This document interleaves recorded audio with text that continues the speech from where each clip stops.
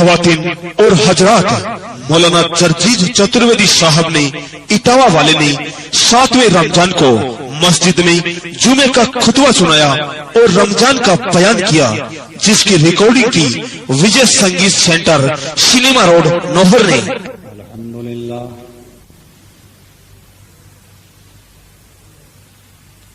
الحمد لله نحمده ونستعينه ونستغفره ونؤمن به ونتوكل عليه ونعوذ بالله من شرور أنفسنا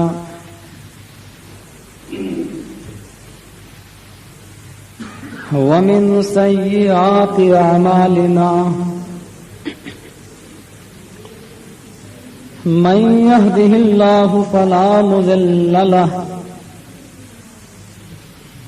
ومن يضلله فلا هادي له، وأشهد أن لا إله إلا الله وحده لا شريك له، وأشهد أن محمدا عبده ورسوله، أما بعد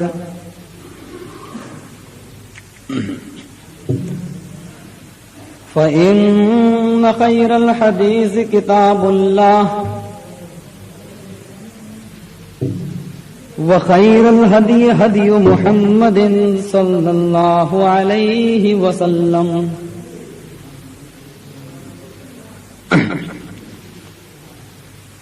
وشر الأمور محدثاتها وكل محدثة بدعة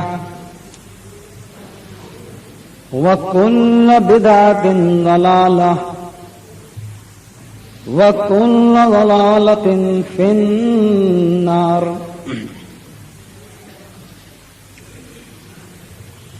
أعوذ بالله السميع العليم من الشيطان الرجيم، بسم الله الرحمن الرحيم۔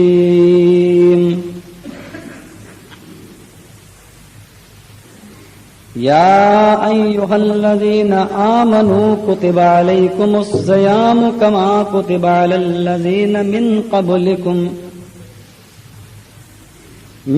قبلكم لعلكم تتقون۔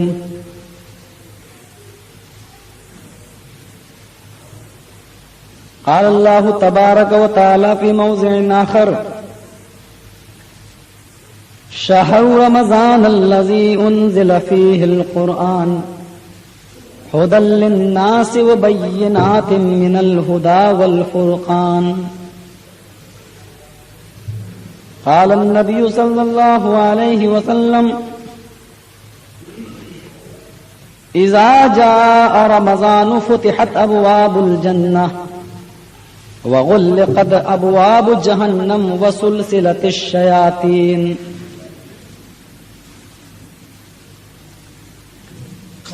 رب اشرح لي صدري ويسر لي أمري واحلل عقدة من لساني يفقهوا قولي، رب زدني علما، اللهم رب زدني علما۔ حاضرین جمعہ، جمعے کا خطبہ بہت ہی چھوٹا اور مختصر ہوتا ہے، اور ہونا بھی چاہیے، کیونکہ جناب محمد رسول اللہ صلی اللہ علیہ وسلم کی حدیث ہے،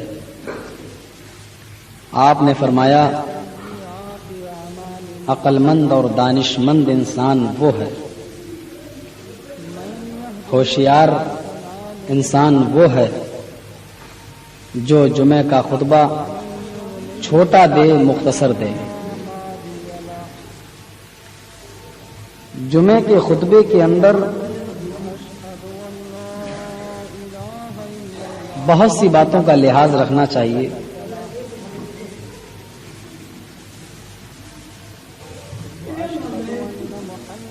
جمعے کے خطبے میں بہت سی چیزوں کا لحاظ رکھا جاتا ہے. صحابہ کرام رضی اللہ تعالیٰ عنہ جمعے کے دن کھانا جمعے سے پہلے نہیں کھاتے تھے اور صبح ہی سے جمعے کے دن کے لیے مسجد میں جانے کی تیاری میں لگ جایا کرتے تھے اور ان میں مقابلہ ہوا کرتا تھا کہ کون سب سے پہلے مسجد میں پہنچے اور اونٹ کی قربانی کا ثواب لے. اللہ کے نبی صلی اللہ علیہ وسلم نے فرمایا کہ جمعے کے خطبے میں بات نہیں کرنی چاہیے, آپس میں ایک دوسرے سے گفتگو نہیں کرنا چاہیے اور خاموشی کے ساتھ جمعے کا خطبہ سننا چاہیے. نبی اکرم صلی اللہ علیہ وسلم نے جب جمعے کا خطبہ دیا تو صحابہ کرام کا یہ حال تھا کہ جمعے کا خطبہ صحابہ کرام اتنی خاموشی سے اور اتنی توجہ کے ساتھ سنا کرتے تھے کہ اگر صحابہ کرام کے چہرے پر یا سر پر اگر مکھی بیٹھ جایا کرتی تھی تو وہ اس کو بھی نہیں اٹھاتے تھے.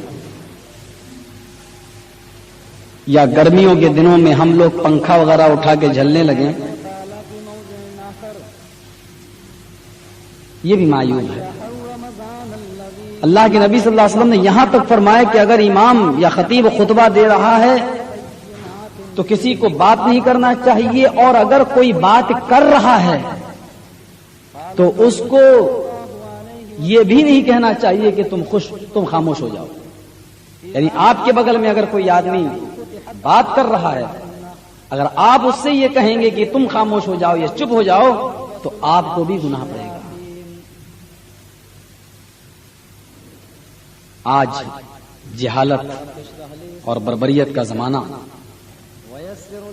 مسجدوں کا ادب اور احترام آج ہمارے معاشرے سے اور سماج سے نکل گیا. مسجدوں میں عام نمازوں میں بھی شور, یہاں تک کہ جمعے کے دن بھی گفتگو اور بات چیت, یہ بہت بری چیز ہے. البدایہ والنہایہ میں حافظ ابن کثیر نے ایک واقعہ نقل کیا ہے کہ حضرت عمر فاروق رضی اللہ تعالیٰ عنہ ایک دن مسجد نبوی میں حاضر ہوئے, داخل ہوئے تو آپ نے دو لوگوں کو مسجد نبوی میں زور زور سے باتیں کرتے ہوئے دیکھا. ممبر تھا, اسی ممبر کے پاس دو لوگ بیٹھے ہوئے تھے اور اپنے حساب کتاب جوڑ رہے تھے. تم نے کتنا کپڑا بیچا, میں نے اتنا کپڑا بیچا, حساب کتاب کر رہے تھے. تو حضرت عمر فاروق نے جب مسجد میں ان کو دیکھا بولتے ہوئے تو یہ نہیں کہا ادھر آؤ, باہر نکلے, ایک چھوٹی سی کنکری پتھر اٹھایا, چھوٹا سا, اور اس پتھر کو ان کی طرف پھینکا. وہ پتھر گرا, ان لوگوں نے پیچھے مڑ کے دیکھا, سامنے حضرت عمر فاروق کھڑے. اشارہ کیا کہ وہ پتھر لے کر میرے پاس آؤ, انگلی کے اشارے سے کہا باہر نکلو. کنکری ان کے ہاتھ سے لی اور کنکری باہر پھینک دی. پھر اپنی کمر سے کوڑا نکالا, درہ, جس سے گھوڑے کو اور گدھے کو مار لگائی جاتی ہے. وہ کوڑا نکالا اور نکالنے کے بعد اس کو گھمایا اور گھما کر کہا کہ اگر تم دونوں طائف سے نہ آئے ہوتے, اگر تم دونوں پردیسی نہ ہوتے, باہر سے نہ آئے ہوتے تو عمر اس کوڑے سے, اس درے سے تمہاری چمڑی ادھیڑ دیتا, میں تمہاری کھال ادھیڑ دیتا. شرم نہیں آتی؟ مسجد نماز پڑھنے کی جگہ ہے اور تم وہاں پر بیٹھ کر زور زور سے کاروبار کی باتیں کر رہے ہو. یعنی حضرت عمر نے اتنا بھی نہیں کہا کہ ادھر آؤ, یعنی انہوں نے یہ سوچا کہ ادھر آؤ یہ کہیں گے تو یہ بھی مسجد میں آواز نکلے گی. ہم اپنے معاشرے کو, اپنے سماج کو, اپنی سوسائٹی کو دیکھیں, آج مسجد کا کتنا ادب اور کتنا احترام آج ہم کرتے ہیں. صحابہ کرام خطبہ جمعہ سنتے تھے, ان کے سروں پر اگر مکھیاں بیٹھی ہوتی تھی تو وہ اس کو بھی نہیں اٹھاتے. اتنی خاموشی کے ساتھ وہ جمعے کا خطبہ سنتے تھے، آواز نہیں نکلا کرتی تھی، مسجدوں کا ادب اور احترام ہوا کرتا تھا۔ آج تو ہمارے یہاں طرح طرح کی بدعتیں ایجاد ہو چکی ہیں، ہم یہی نہیں جانتے کہ بدعت کہتے کس کو ہیں۔ حضرت عبداللہ ابن عمر رضی اللہ تعالیٰ عنہ مسجد کے اندر حضرت عائشہ کے کمرے حجرے کے پاس بیٹھے ہیں اور مسجد میں نماز ہو رہی ہے۔ سورج نکلنے کے بعد جو نماز پڑھی جاتی ہے نفل نماز، اس کو کہا جاتا ہے چاشت۔ چاشت کی نماز صحابہ کرام پڑھ رہے ہیں اور جماعت کے ساتھ، لیکن عبداللہ ابن عمر الگ بیٹھے ہوئے ہیں، وہ جماعت کے ساتھ نماز نہیں پڑھ رہے ہیں۔ ایک آدمی آیا اور اس نے وضو بنایا اور مسجد میں داخل ہوا اور کہنے لگا عبداللہ ابن عمر تم الگ کیوں ہو؟ یہ جماعت ہو رہی ہے نفل نماز چاشت کی نماز، تو پھر تم کیوں نہیں پڑھ لیتے ہو؟ تم شریک کیوں نہیں ہو جاتے ہو؟ حضرت عبداللہ ابن عمر نے فرمایا کہ اگر تمہیں ایک نئی بدعت ایجاد کرنا ہے تو کر لو، میں بدعتیوں کے پیچھے نماز نہیں پڑھتا ہوں۔ کہا کیا یہ بدعت ہے؟ عبداللہ ابن عمر نے کہا اور نہیں تو کیا؟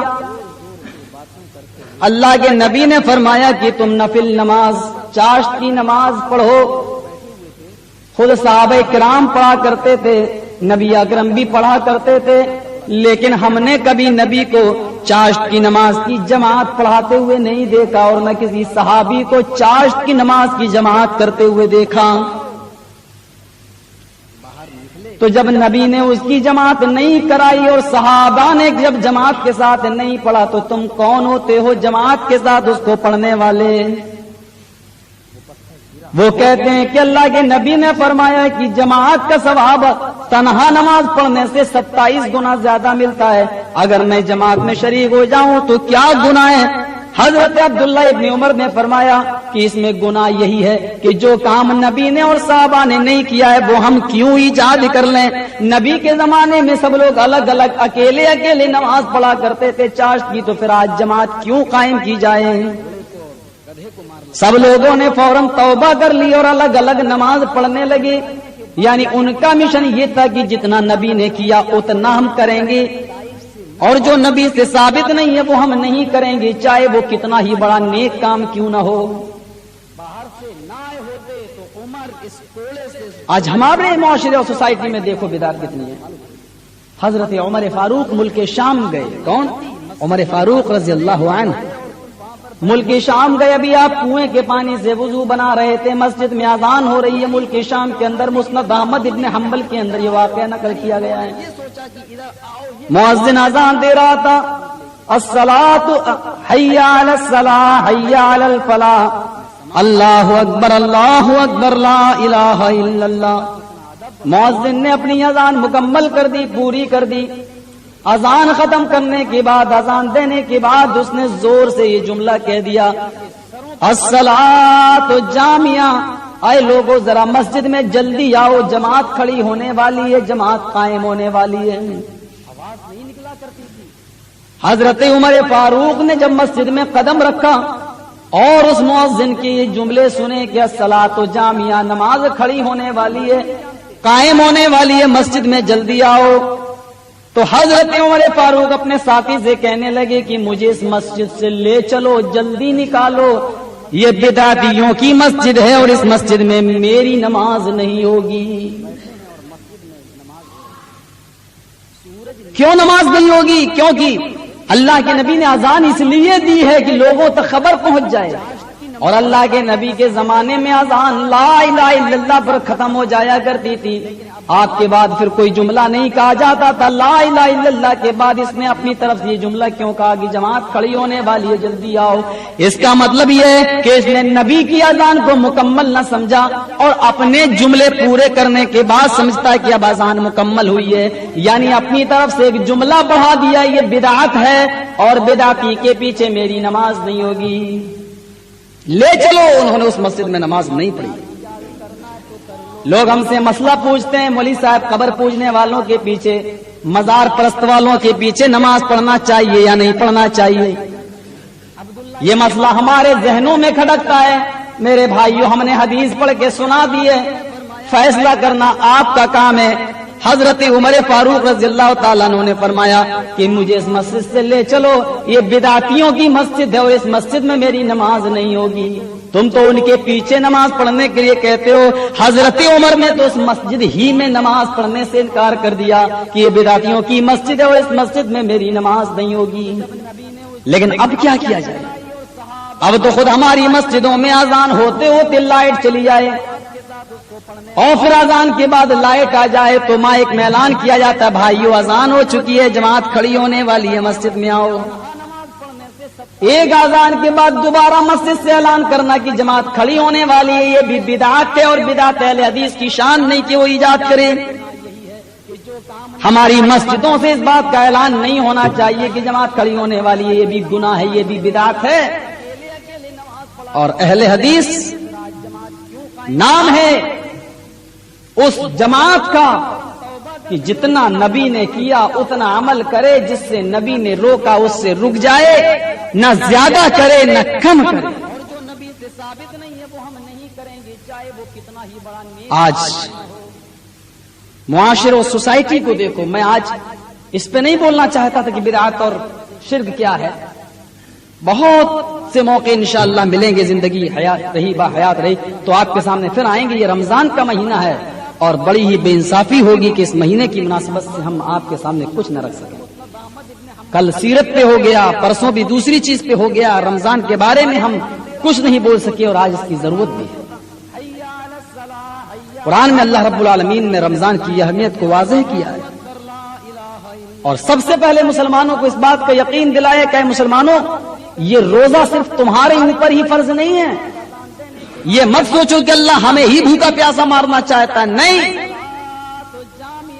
یا ایھا الذین آمنوا کتب علیکم الصیام کما کتب علی الذین من قبلکم لعلکم تتقون.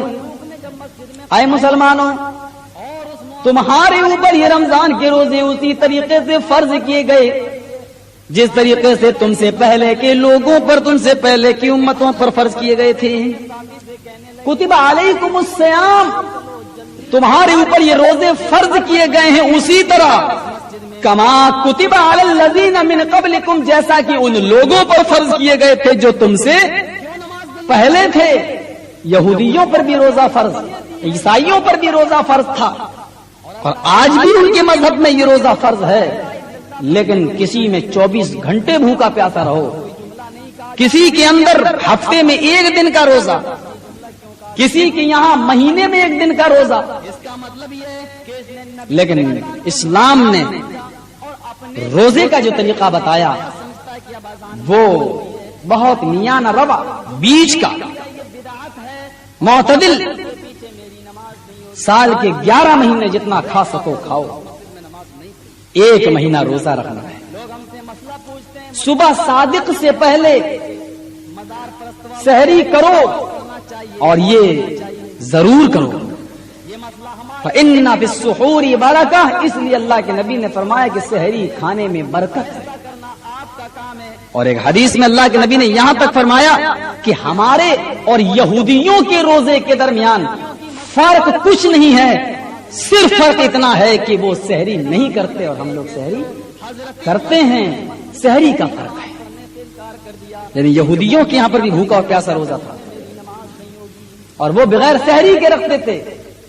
اللہ کے نبی نے فرمایا کہ تم سحری کرو اور 1 مہینہ مسلسل. یہ پریکٹس یا عادت ڈلوانے کے لیے میڈیکل سائنس یا ڈاکٹرز لوگ کہتے ہیں کہ کم کھانا، کم بولنا اور کم سونا، یہ 3 چیزیں صحت و تندرستی کے لیے ضروری ہیں. اور جو لوگ ان 3 چیزوں پر عمل کر لیں وہ بیمار نہیں ہوتے. اللہ کے نبی کے پاس ایک طبیب آیا، ایک ڈاکٹر آیا اور کہنے لگا اللہ کے نبی میں آپ کے یہاں لوگوں کا علاج کروں گا، کیا میں رک سکتا ہوں؟ آپ نے کہا رک جاؤ. وہ طبیب، وہ حکیم 6 مہینے اللہ کے نبی کے گاؤں میں رکتا ہے، محلے میں رکتا ہے اور 6 مہینے کے بعد اپنا بوریا بستر اٹھا کے بھاگنے لگتا ہے. 6 مہینے کے بعد جا رہا ہے. اللہ کے نبی صلی اللہ علیہ وسلم نے پوچھا کیوں, کیا ہوا؟ میں نے تو تمہیں نہیں بھگایا, کیا کسی مسلمان نے تمہیں الٹا سیدھا کہا ہے؟ کہا نہیں اللہ کے رسول. کہا پھر تم کیوں نہیں یہاں پر رہتے ہو؟ کہا اللہ کے نبی میں روزی روٹی کے لیے یہاں آیا تھا, میں ڈاکٹری کے لیے آیا تھا, میں مریضوں کا علاج کرنے کے لیے آیا تھا, لیکن 6 مہینے میں 6 مریض نہیں آئے میرے پاس, میں کیا کروں گا یہاں؟ فوراً امام کائنات نے فرمایا اللہ کے نبی نے جانتے ہو یہ مسلمان ہیں, میری امت کے لوگ بیمار کیوں نہیں ہوتے؟ کہ اللہ کے نبی میں کیا جانوں, اللہ و رسول عالم, اللہ اور اس کے رسول زیادہ جانتے ہیں. فرمایا اللہ کے نبی نے کہ میری امت کے لوگ بیمار اس لیے نہیں ہوتے ہیں کیونکہ یہ جب کھانا کھانے کے لیے بیٹھتے ہیں تو پیٹ بھرنے سے پہلے اٹھ جاتے ہیں, یعنی کچھ پیٹ میں بھوک باقی رہتی ہے اسی حال میں ہی اٹھ جاتے ہیں. اور دوسری وجہ یہ ہے کہ یہ مسواک بہت زیادہ استعمال کرتے ہیں اور مسواک کی وجہ سے پیٹ کی اندرونی ساری بیماریاں ان کی ختم ہو جاتی ہیں.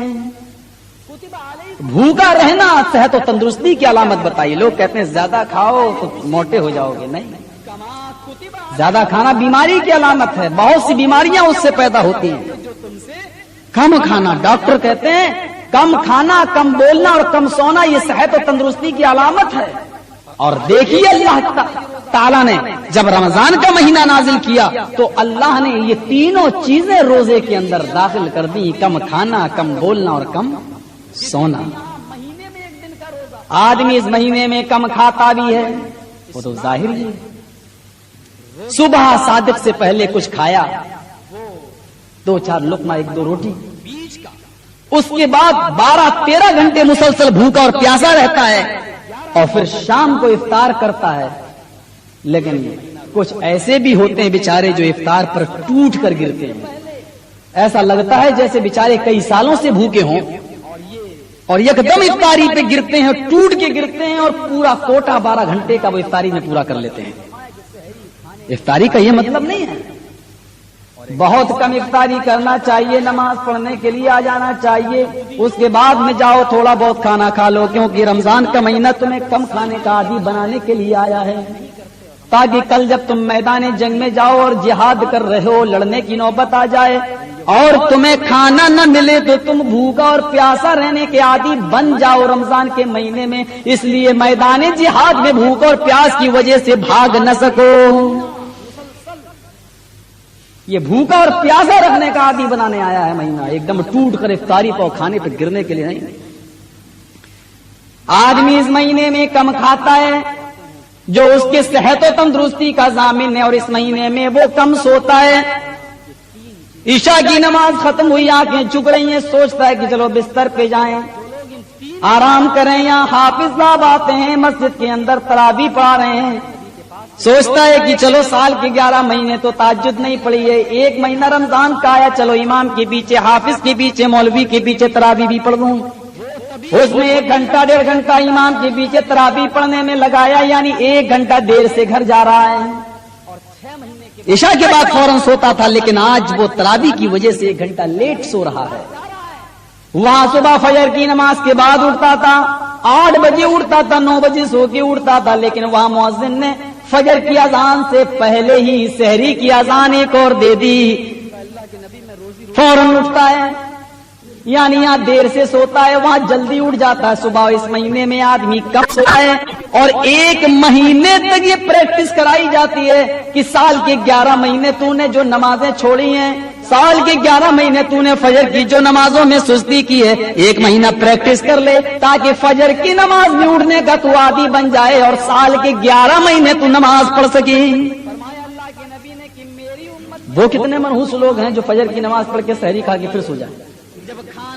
سحری کرانے کا مقصد یہ ہے کہ تم صبح اٹھنے کی عادی بن جاؤ, پریکٹس کرائی جاتی ہے تاکہ 11 مہینے تم فجر کی نماز میں سستی نہ کر سکو. یہاں رمضان میں بھی آج ہمیں نماز بھاری پڑتی ہے. اس مہینے میں آدمی کم کھاتا ہے اور کم سوتا بھی ہے اور کم بولتا بھی ہے. ویسے 24 گھنٹے ہوٹلوں پہ بیٹھا رہتا تھا, چائے کی گھونٹ پیتا رہتا تھا, دوست یاروں کے ساتھ چغلی غیبت میں پورا دن گزار دیا کرتا تھا.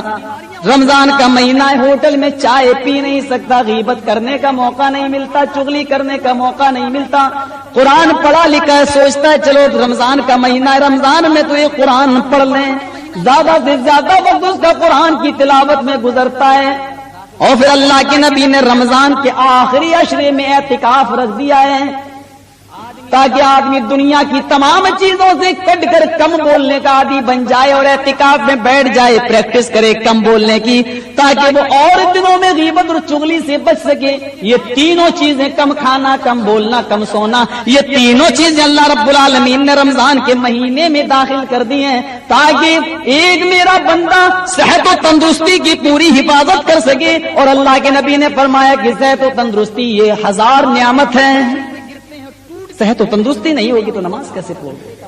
اسی لیے اللہ کے نبی نے فرمایا کہ اپنی صحت کو، اپنی تندرستی کو بیماری سے پہلے غنیمت جان لو، کہیں ایسا نہ ہو کہ تم بیمار ہو جاؤ پھر کہو اے کاش کہ میں نے جوانی میں کچھ نمازیں پڑھ لی ہوتی، روزے رکھ لیے ہوتے تو آج مجھے یہ دن نہ دیکھنا پڑتا۔ اس لیے امام کائنات نے فرمایا کہ صحت و تندرستی کی حالت میں اللہ کی راہ میں کوئی آدمی 1 روپے کا صدقہ دیتا ہے، 1 روپیہ اللہ کی راہ میں صدقہ و خیرات کرتا ہے، اور موت کے وقت بڑھاپے میں وہ 1 لاکھ روپیہ صدقہ کرتا ہے، تو اللہ کے نبی فرماتے ہیں جوانی کا 1 روپیہ موت کے وقت 1 لاکھ روپے کے خرچ کرنے سے زیادہ بہتر ہے۔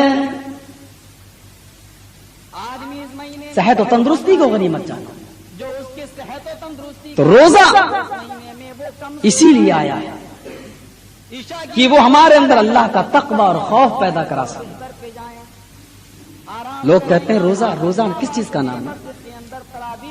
روزہ نام کھانے پینے سے رک جانے کا نام نہیں ہے، وہ ایک الگ چیز ہے۔ لوگ کہتے ہیں روزہ اس لیے ہے کہ آدمی جھوٹ چھوڑ دے، روزہ اس لیے ہے کہ آدمی غیبت اور چغلی چھوڑ دے۔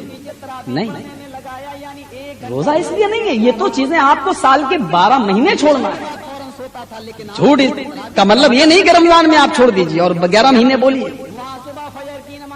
روزہ اس لیے نہیں آتا ہے کہ آپ سے جھوٹ چھڑوائے، شراب چھڑوائے، جوا چھڑوائے، یہ تو آپ کو 11 مہینے کے لیے بھی چھوڑنا ہے۔ روزہ حرام چیزوں کے چھوڑنے کا نام نہیں ہے، روزہ نام ہے حلال چیزوں کے چھوڑنے کا۔ گوشت حلال ہے لیکن اللہ کو راضی کرنے کے لیے ہم نے اس کو چھوڑ دیا۔ بیوی حلال ہے، اللہ کی خوشنودی کے لیے ہم نے چھوڑ دیا۔ سبزی حلال ہے، اللہ کی خوشنودی کے لیے، اللہ کا حکم ماننے کے لیے ہم نے چھوڑ دیا۔ 1 مہینے یہ قانون ہم نافذ کرتے ہیں، اس بات کی دلیل ہے کہ اللہ ہم تو تیرے اتنے فرما بردار بندے ہیں کہ تو نے حلال چیزوں کو چھوڑنے کے لیے کہا تو ہم نے تیرے حکم سے حلال چیزیں چھوڑ دی، تو حرام چیزیں کیوں نہیں چھوڑیں؟ یہ بتانے کے لیے رمضان کا مہینہ آتا ہے کہ اللہ وہ حاکم ہے کہ جب وہ حلال چیزیں چھوڑنے کا تمہیں آرڈر دے تو تم اللہ کے حکم سے حلال چیزیں جب چھوڑ دیتے ہو تو حرام چیزوں کو کتنا چھوڑنا چاہیے؟ پھر شراب و بیڑی و سگریٹ اور تمام خرافاتی چیزیں، جوا اور تمام چیزیں تمہیں کتنا اس سے پرہیز کرنا چاہیے؟ حرام چیز سے کتنا بچنا چاہیے؟ اللہ کے نبی نے فرمایا حلال کھاؤ۔ پھر اما عائشہ کہتی ہیں اللہ کے نبی صلی اللہ علیہ وسلم فرماتے ہیں کہ اگر تمہاری کمر کمان کی طرح جھک جائے، یعنی تم بوڑھے ہو جاؤ اور دعا مانگتے رہو، نماز پڑھتے رہو، تو تمہاری نماز اور تمہاری دعا تمہارے سر سے ایک بالشت اوپر نہیں جائے گی جب تک کہ تم حرام روزی نہیں چھوڑو گے، حرام لقمہ نہیں چھوڑو گے اور حلال روٹی کھانے والے نہ بن جاؤ۔ یہ تینوں چیزیں اللہ رب العالمین نے رمضان ہم نے رکشہ چلایا، 9 روپے ہم نے کمائے، بازار گئے کرتا خریدنے، 10 روپے کا کرتا مل رہا ہے، 1 روپیہ میرے پاس حرام کا تھا، 9 حلال کے ہم نے 1 روپیہ 9 روپے میں ملا کر کرتا خرید لیا، 9 حلال کا 1 حرام کا، 10 روپے میں ہم نے کرتا خرید لیا، اس میں 1 روپیہ حرام کا ہے اور 9 حلال کے، میرے پسینے کی کمائی ہے 9 روپے۔ لیکن امام کائنات فرماتے ہیں اس 1 روپے نے ان 9 روپیوں کو اتنا ناپاک کر دیا ہے جس طریقے سے پانی کی بھری ہوئی بالٹی کے اندر تمہارے پیشاب کے 1 قطرے کے پڑ جانے سے پوری بالٹی پانی ناپاک ہو جاتی ہے. جب تک وہ کرتا تمہارے جسم پہ رہے گا تمہاری ایک نماز اللہ کے یہاں قبول نہیں ہوگی. ہم اپنی روزی روٹی کی طرف دیکھیں.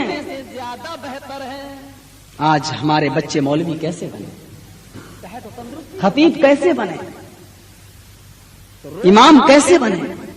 اسی لیے آج باپ بھی سود کھاتا ہے, اولاد کو بھی کھلا رہا, بیوی کو بھی کھلا رہا, سوچتا ہے میرا بیٹا مسجد. جب ان کے پیٹ سے بچہ پیدا ہوتا ہے تو وہ 7 دن کے بعد آنکھ کھولتا ہے وہ بچہ. کیوں؟ اس لیے کہ وہاں کے لوگ کتا کھاتے ہیں, وہاں کی عورتیں بھی کتا کھاتی ہیں, تو غذا کا اثر پڑتا ہے. کتا کے بچے 7 دن کے بعد آنکھ کھولتے ہیں, اور کتا کھانے والی اولاد, کتا کھانے والی ماں کے پیٹ سے جب بچہ پیدا ہوتا تو وہ بھی 7 دن کے بعد آنکھ کھولتا ہے. غذا کا اثر پڑتا ہے. ہم حرام کھائیں گے میری اولاد پر اثر پڑے گا, حلال کھائیں گے میری اولاد پر اثر پڑے گا. اللہ کے نبی فرماتے ہیں جب تمہارے گھر میں بچہ پیدا ہو جائے تو داہنے کان میں اذان دو, بائیں کان میں تکبیر کہو. کیوں؟ ارے بھائی بچے پہ تو نماز فرض نہیں ہے, وہ کیا جانے اذان, اللہ کو کیا جانے اشہد ان محمد رسول اللہ, وہ کیا جانے کہ یہ کیا چیز ہے. لیکن اللہ کے نبی نے کہا بچے کے کان میں اذان دو. کیوں؟ اس لیے کہ بچے کا ذہن ایکسپٹ کر رہا ہے, قبول کر رہا ہے اللہ کے نام کو اور محمد رسول اللہ کے نام کو. ڈاکٹر لوگ کہتے ہیں کہ ماں سے جب اس کے پیٹ میں بچہ ہوتا ہے کہتے ہیں اس کی ماں سے کہ زیادہ ٹینشن اپنے دماغ کو مت لینا, کیونکہ تم ٹینشن کرو گی تمہارے بچے کے جو پیٹ میں ہے اس کے دماغ پر بھی ٹینشن کا اثر پڑے گا. ماں سوچتی ہے بچے پہ اثر پڑتا ہے, ماں ٹینشن کرتی ہے بچے پہ اثر پڑتا ہے, ماں ٹھنڈی چیزیں کھاتی ہے بچے کے اوپر اثر پڑتا ہے. غور کیجئے گا جب ماں غلط چیز سوچے گی تو بچے کے اوپر اثر پڑ رہا ہے, اور وہ ماں جس کے پیٹ میں 8 مہینے کا 9 مہینے کا بچہ اور وہ ٹیلی ویژن کے گانے سنے تو بچے کے اوپر اثر پڑے گا یا نہیں. اللہ کے نبی نے کہا جب بچہ پیدا ہو جائے تو کہو دائنے کان میں اذان, بائیں کان میں تکبیر. یعنی بچے کو ہر قسم کے گندے ذہن سے پاک کرو, اس کے ذہن میں سب سے پہلے پاک جملے ڈالو. وہ عورت جس کے پیٹ میں 8 مہینے 9 مہینے کا بچہ اور ٹیلی ویژن دیکھتی ہو اور وہ یہ تصور کرے کہ میرے پیٹ سے جو بچہ پیدا ہوگا میں اس کو امام بناؤں گی, مولوی بناؤں گی. میرے بھائیو حاشا وکلا, ایسا ہو نہیں سکتا کہ ٹیلی ویژن دیکھنے والی ماں کی پیٹ سے جو بچہ پیدا ہو جائے وہ امام بنے, ثناء اللہ امرتسری بنے, ابن تیمیہ بن کے نکلے. ایسا نہیں. 9 روپے ہم نے کمائے. آج ہم روزے بھی رکھتے ہیں, نماز بھی پڑھتے ہیں, اللہ جانے ہماری روزی کیسی ہے.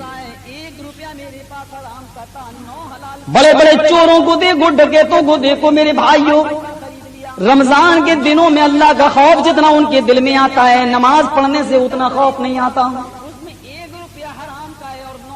اسی لیے اللہ کے نبی نے فرمایا کہ یہ نماز, اللہ کہتا ہے کہ یہ روزہ میرے اور میرے بندے کے درمیان ایک راز ہے جس کو میں جانتا ہوں اور میرا بندہ جانتا ہے بس. اگر آج ہم نماز نہیں پڑھیں گے, آپ کہہ سکتے ہیں مولوی صاحب جمعے کی نماز میں آپ نہیں دکھے. میں کہہ سکتا ہوں دوسری مسجد میں نے نماز پڑھ لی, لیکن آپ یہ بھی کہہ سکتے ہیں دوسری مسجد والوں سے پوچھ سکتے ہیں کیا مولوی صاحب نے یہاں نماز پڑھی یا نہیں پڑھی, میری پول کھل سکتی ہے کہ میں نمازی ہوں یا نہیں ہے. تو نماز ہم نہیں پڑھیں گے میری پول کھل سکتی ہے, لیکن روزے دار کا معاملہ ایسا نہیں.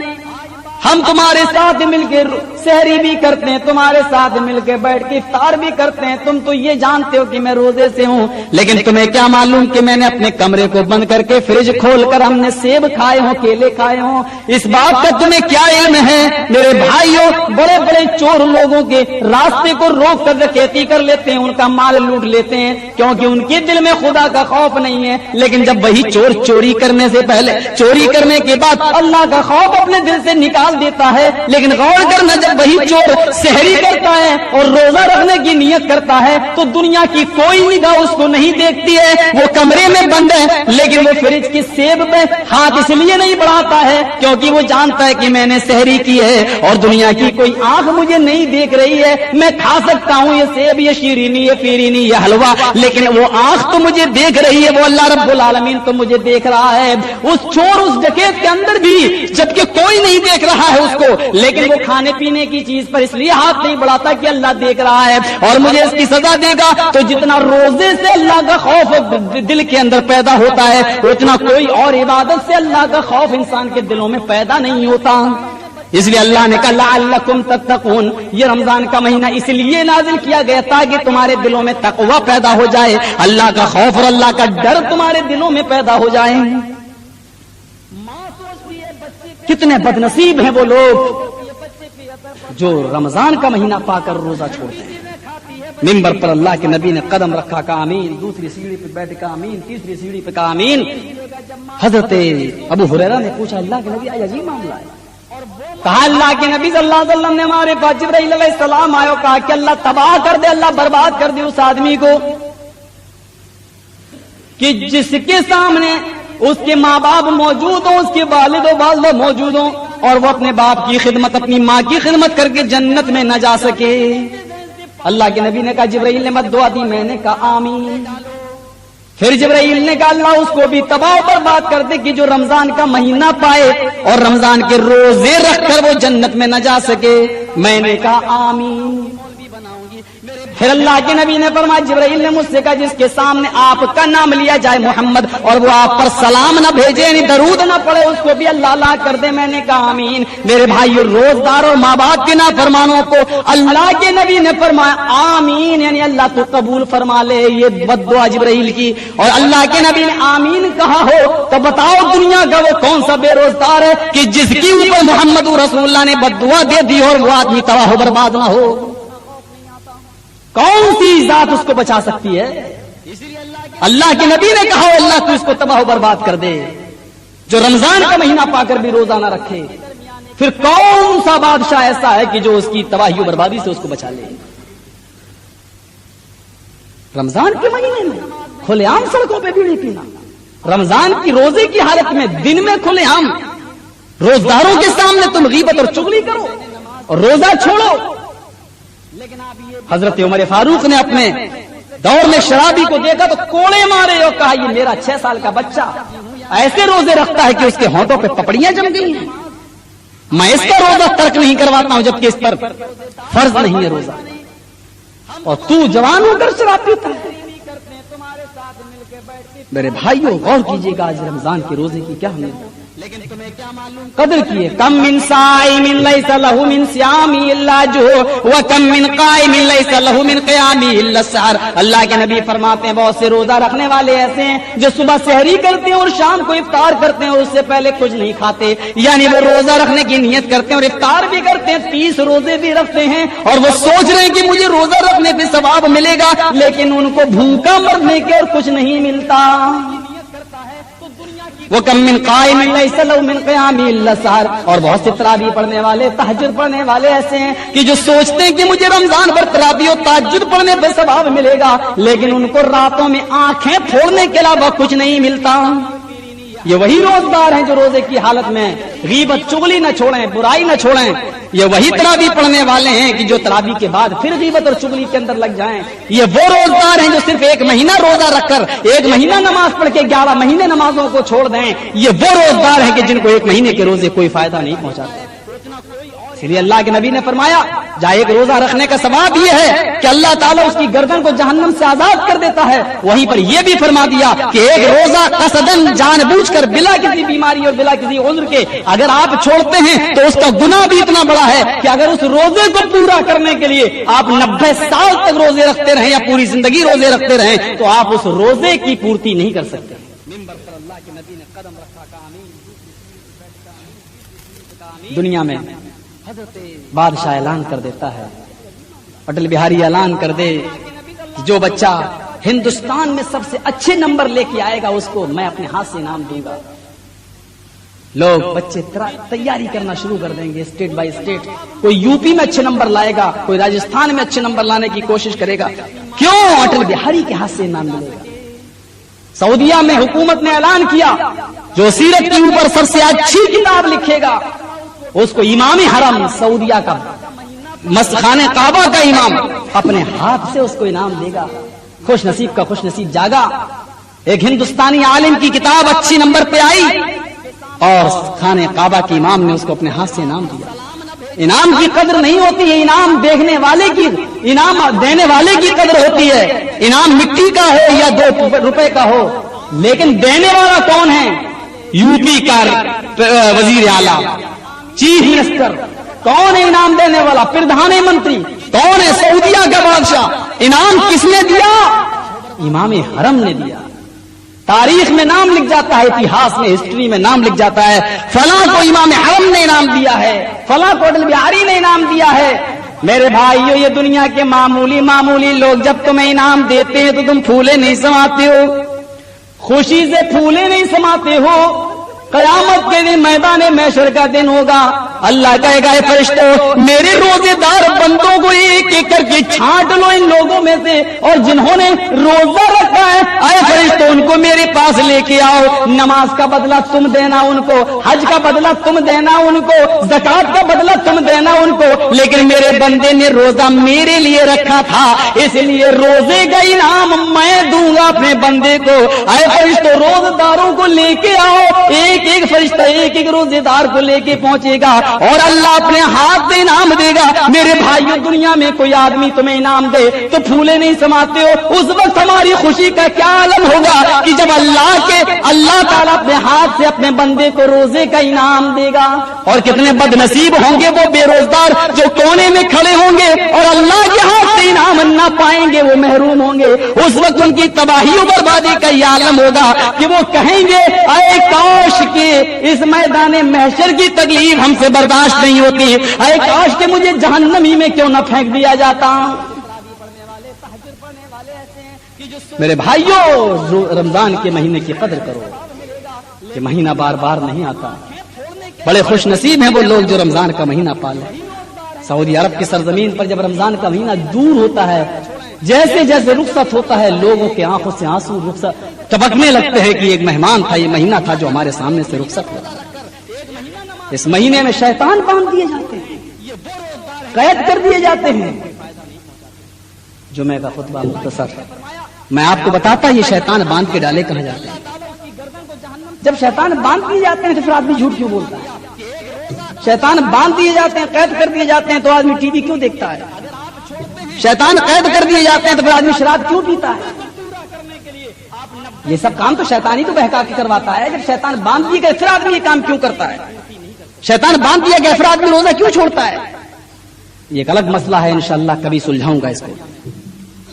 بس اتنا سمجھ لو کہ اللہ کے نبی صلی اللہ علیہ وسلم نے فرمایا اذا جاء رمضان فتحت ابواب الجنہ، جب رمضان کا مہینہ آتا ہے تو جنت کے دروازے کھول دیے جاتے ہیں، وغلقت ابواب جہنم، اور جہنم کے دروازے بند کر دیے جاتے ہیں۔ ایک حدیث میں آتا ہے جنت کے دروازے کھل جاتے ہیں اور جہنم کے دروازے بند۔ ایک حدیث میں آتا ہے اذا جاء رمضان فتحت ابواب السماء، جب رمضان کا مہینہ آتا ہے تو آسمان کے دروازے کھول دیے جاتے ہیں اور جہنم کے دروازے بند کر دیے جاتے ہیں۔ اور ایک حدیث میں آتا ہے اذا جاء رمضان فتحت ابواب الرحمہ، جب رمضان کا مہینہ آتا ہے تو رحمت کے دروازے کھول دیے جاتے ہیں۔ میرے بھائیوں، کیا اللہ کے نبی جھوٹے تھے؟ نعوذ باللہ من ذالک۔ کبھی کہتے جنت کا دروازہ کھول دیا جاتا ہے، کبھی کہتے ہیں آسمان کا دروازہ کھول دیا جاتا ہے، کبھی فرمایا رحمت کا دروازہ کھول دیا جاتا ہے۔ اللہ کے نبی صلی اللہ علیہ وسلم جھوٹے نہیں ہیں۔ آپ نے اپنے ماننے والوں کو، مسلمانوں کو لالچ دیا ہے کہ دیکھو یہ رمضان کا مہینہ وہ بابرکت مہینہ ہے کہ اللہ اس مہینے میں رحمت کے دروازے بھی کھول دیتا ہے، آسمان کے دروازے بھی کھول دیتا ہے، جنت کے دروازے بھی کھول دیتا ہے۔ اگر 11 مہینے تم نے گناہ کرتے ہوئے اپنے اوپر جہنم کے دروازے کو کھول لیا ہے اور جنت کا دروازہ اگر بند کر لیا ہے 11 مہینے گناہ کر کے، تو اس مہینے میں جنت کا دروازہ کھل چکا ہے۔ تو روزہ رکھ کر اپنے گناہ کی توبہ کرتے ہوئے تو جنت کے دروازے میں داخل ہو جا۔ تو نے گناہ کر کے آسمان کے दरवाजे बंद कर लिए हैं। कोई नेकी के लिए आसमान के दरवाजे से फरिश्ता लेके नहीं चढ़ता है, लेकिन रमजान में आसमान के दरवाजे खुले हुए हैं। अपने गुनाह की तौबा करके अपनी नेकियों को आसमान के ऊपर भी पहुंचा दे, अल्लाह के यहाँ पहुंचा दे। इस महीने में आजाब के दरवाजे बंद हो गए, रहमत के दरवाजे खुल चुके हैं। अगर तू 11 महीने गुनाह करके अल्लाह के गजब और गुस्से को अपने ऊपर लाद चुका है, तो अब अल्लाह की रहमत के दरवाजे खुले हुए हैं। इस महीने में गुनाह कम करके और इस महीने में तौबा करके और रोजे रखकर नमाज का पाबंद बनकर तू अल्लाह की रहमत में दाखिल हो सकता है। कितना बदनसीब है वो आदमी जो रोजे को छोड़ता है। मेरे प्यारे साथियों, इस महीने में आप अपने भाइयों को रोजा इफ्तार भी कराएं। गरीब आदमी उसको भी रोजा इफ्तार कराएं। मुअत्ता इमाम मालिक की और मुस्नद अहमद की वो रिवायत है और बैहक़ी और दारमी के भी अल्फाज हैं कि एक शख्स अल्लाह के नबी के पास आया। अल्लाह के नबी ने फरमाया, खुतबे में, तकरीर में, मिंबर पर बैठे हुए थे, जुमे का खुतबा नहीं था, आप बैठे हुए खुतबा दे रहे हैं और आपने उस खुतबे में फरमाया कि जो आदमी किसी मुसलमान को रोजा इफ्तार करा के पेट भर के खाना खिला दे, उस आदमी को, उस रोजा इफ्तार कराने वाले को एक और रोजे का सवाब दिया जाएगा और उस रोजेदार के रोजे में कोई कमी नहीं आएगी। यानी उसको तो मिलेगा ही जो रोजा इफ्तार कर रहा है, उसको जितना सवाब मिलेगा रोजा रखने का उतना सवाब आपको और दिया जाएगा, लेकिन उसके रोजे में कोई कमी नहीं आएगी, उसके सवाब में कोई कमी नहीं आएगी। जब आपने ये तकरीर की तो कुछ सहाबा-ए-किराम मस्जिद में रोने लगे। अल्लाह के नबी ने पूछा, क्यों रोते हो? कहा, अल्लाह के नबी, ये हजरत उस्मान गनी जैसे लोग बड़े अमीर हैं, दौलतमंद हैं, ये एक को नहीं 20, 25, 100, 200 आदमियों को भी अपने यहाँ बुला लेंगे, इफ्तार करा देंगे और उनको दोनों टाइम खाना भी खिला सकते हैं। हाय अल्लाह के नबी, हम लोग गरीब हैं और इतना नहीं है कि हम किसी को इफ्तार करा के दोनों टाइम खाना खिला सकें। हाय अल्लाह के नबी सल्लल्लाहु अलैहि वसल्लम, कयामत के दिन ये रोजा इफ्तार कराने वाले और खाना खिलाने वाले कयामत के दिन नेकियों में हमसे आगे होंगे और हम नेकियों में इनसे पीछे होंगे। ये जन्नत में पहले चले जाएंगे और हम जन्नत में बाद में जाएंगे। इमाम कायनात ने अपनी उम्मत की गुर्बत का ये हाल सुना, आंखों में आंसू आ गए। इस्लाम के अंदर इतनी आसानी है, ये वो धर्म नहीं, वो मजहब नहीं कि हमारे हिंदू भाइयों की तरह हवन करना जरूरी कर दें। 4 तोले कस्तूरी हो, नारियल का गोला हो, इतनी अगरबत्ती होना चाहिए, 16 चमचे आहूति घी के होना चाहिए, तब जाकर एक वक्त की पूजा होगी, हवन होगा। और ऐसा न करने वाला पापी कहलाया जाएगा। अब 16 चमचे बेचारा घी कहां से लाए? 1 चमचे घी की कीमत है 5 रुपए, 16 चमचे घी की कीमत हुई 80 रुपए। फिर नारियल अलग, कस्तूरी अलग, कहां से वो लेके आए? रिक्शे चलाने वाला। एक टाइम की पूजा नहीं कर सकता, 2 टाइम का हवन कहां से करें? उनके यहाँ कोई आसानी नहीं, करना जरूरी है, वो भी मूर्ति के लिए। मेरे भाई, अल्लाह के नबी ने अपनी उम्मत की गुर्बत का यह हाल देखा, इंतजार किया। दूसरे दिन आपने फरमाया कि अगर किसी के पास इफ्तार कराकर खाना खिलाने की ताकत नहीं है तो वो अपने भाई को 2 घूंट लस्सी से या 2 घूंट दूध ही से रोजा इफ्तार करा दे, उसको भी उतना ही सवाब मिलेगा जितना खाना खिलाने वाले को सवाब मिलेगा। उसमें कुछ और गरीब लोग थे, वो भी रोने लगे। अल्लाह के नबी ने पूछा, अब तुम क्यों रोते हो? कहे, अल्लाह के नबी, मेरे पास तो खुद दूध पीने को नहीं है, मेरे पास तो बकरी भी नहीं है कि मैं अपने भाई को बकरी का दूध पिला सकूं, मैं खुद नहीं पी पाता, उसको कहां से दूध से रोजा इफ्तार करा सकता हूं। आपकी आंखों में आंसू आ गए। मेरी उम्मत की गुर्बत का ये हाल देखकर आपकी आंखों में आंसू आ गए। आप चूंकि अपनी तरफ से कुछ नहीं बोलते थे, आपने ये बात कह दी और घर चले गए। दूसरे दिन आए, तब तक जिब्राइल आ चुके थे। आपने तीसरे दिन फरमाया कि अगर किसी के पास इतना भी ना हो कि वो अपने भाई को 2 घूंट दूध या लस्सी पिला सके, आपने फरमाया तब तुम किसी को 2 खजूर से, खजूर ही से रोजा इफ्तार करा दो, तुम्हें उतना ही सवाब मिलेगा जितना कि अमीरों को खाना खिलाने के बाद दिया जाएगा।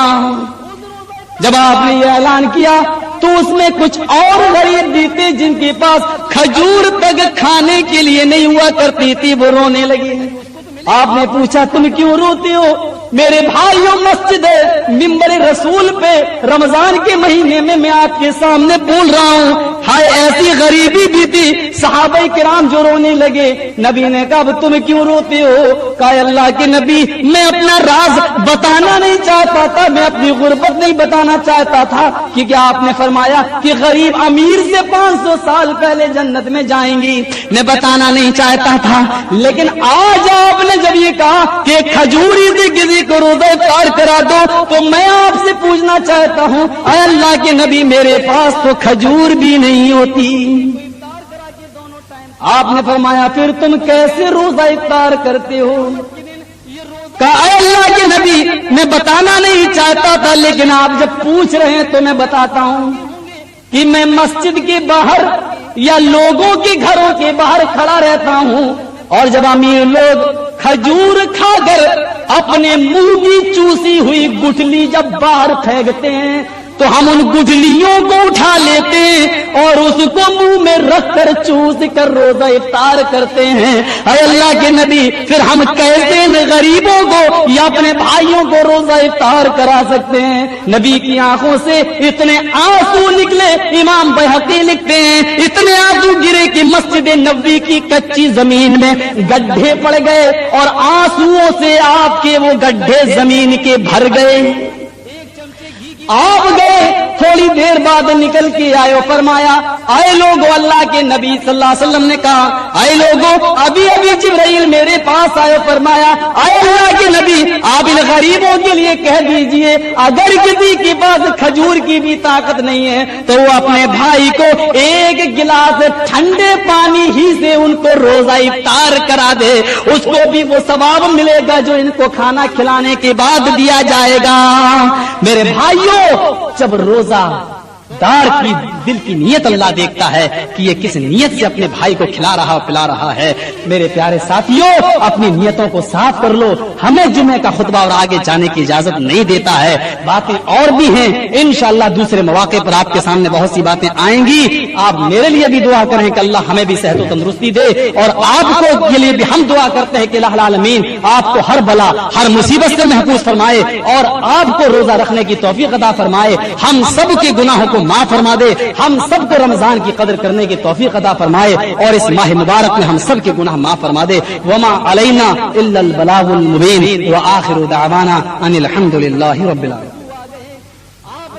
अल्हम्दुलिल्लाह नहमदुहु व नस्तईनुहु व नस्तगफिरुहु व नऊज़ु बिल्लाहि मिन शुरूरि अनफुसिना व मिन सय्यिआति अमालिना मन यहदिहिल्लाहु फला मुज़िल्ल लहु व मन युज़लिल फला हादिय लहु व अशहदु अन ला इलाहा इल्लल्लाहु वहदहु ला शरीका लहु व अशहदु अन्न मुहम्मदन अब्दुहु व रसूलुहु अम्मा बाद फ़इन्न खैरल हदीस किताबुल्लाह व खैरल हदी हदी मुहम्मदिन सल्लल्लाहु अलैहि वसल्लम व शर्रुल उमूरि मुहदसातुहा व कुल्लु मुहदसतिन बिदअह व कुल्लु बिदअतिन ज़लाला व कुल्लु ज़लालतिन फिन्नार।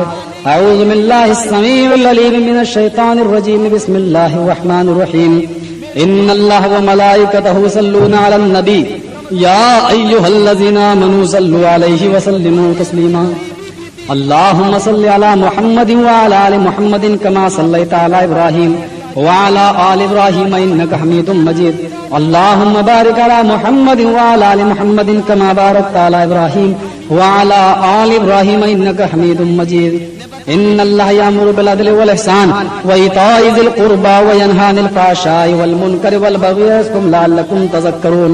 उज़्कुरुल्लाह यज़कुरुकुम वदऊहु यस्तजिब लकुम व लज़िक्रुल्लाहि तआला आला व औला व अजल्लु व अतम्मु व अकबर। इमाम साहब को बुला दीजिए, इमाम साहब नमाज पढ़ाएंगे। लेकिन आप जब पूछ रहे हैं तो मैं बताता हूँ कि मैं मस्जिद के बाहर मौलाना सरजीज चतुर्वेदी साहब इटावा वाले की तकरीरों की कैसेट खरीदने के लिए चले आइए विजय संगीत सेंटर सिनेमा रोड नगर। आवश्यकता पड़ने पर टेलीफोन नंबर 22 पर 301 पर संपर्क कर सकते हैं। अपने भाइयों को रोजा मौलाना जरजीज चतुर्वेदी साहब इटावा वाले की तकरीरों की कैसेट खरीदने के लिए चले आइए विजय संगीत सेंटर, सिनेमा रोड, लोहार। आवश्यकता पड़ने पर टेलीफोन नंबर 22,301 पर संपर्क कर सकते हैं। तुम पर न कहीं टूट पड़े कहरे आसमान, तुम पर न कहीं टूट पड़े कहरे आसमान, तुम पर न कहीं टूट पड़े कहरे आसमान। टीवी अज़ाब जान है, टीवी अज़ाब जान, टीवी अज़ाब जान है, टीवी अज़ाब जान।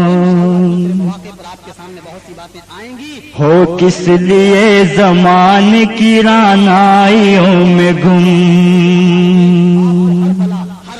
हो किस लिए ज़माने की रानाइयों में गुम। कल क्या तुम्हारी शान थी और आज क्या हो तुम, कल क्या तुम्हारी शान थी और आज क्या हो तुम। टीवी को समझ बैठे हो तुम अपने घर की शान। टीवी अज़ाब जान है, टीवी अज़ाब जान। रोज़े नमाज की तुम्हें फुर्सत नहीं रही, रोज़े नमाज की तुम्हें फुर्सत नहीं रही। हक मल जबी तो पहली से इज्जत नहीं रही, हक मल जबी तो पहली से इज्जत नहीं रही। दुनिया की रंग रलियों से अपना हटाओ ध्यान। टीवी अज़ाब जान है, टीवी अज़ाब जान, टीवी अज़ाब जान है, टीवी अज़ाब जान। अल्लाह और नबी के हो गाफिल पयाम से, अल्लाह और नबी के हो गाफिल पयाम से। दिलचस्पी खूब लेते हो कारे हराम से, दिलचस्पी खूब लेते हो कारे हराम से। टीवी है बेहयाई का बेलाग तर्जुमान। टीवी अज़ाब जान है, टीवी अज़ाब जान, टीवी अज़ाब जान है, टीवी अज़ाब जान। तुम पर न कहीं टूट पड़े कहरे आसमान, तुम पर न कहीं टूट पड़े कहरे आसमान। टीवी अज़ाब जान है, टीवी अज़ाब जान, टीवी अज़ाब जान है, टीवी अज़ाब जान। विजय संगीत सेंटर, सिनेमा रोड, लोहार। आवश्यकता पड़ने पर टेलीफोन नंबर 22,301 पर संपर्क कर सकते हैं। तुम पर न कहीं टूट पड़े